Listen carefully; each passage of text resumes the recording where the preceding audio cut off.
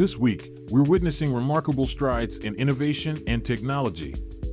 The U.S. Department of Energy is taking a bold step by signing an agreement to develop safe, trustworthy AI models for public use.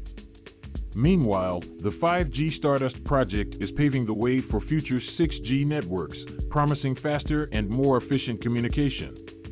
In the realm of energy, Renaissance Fusion is simplifying stellarator technology, making fusion energy a more attainable and abundant resource.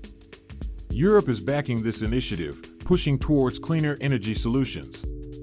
Space exploration is also making headlines, with the James Webb Space Telescope enhancing our understanding of exoplanets that could support life.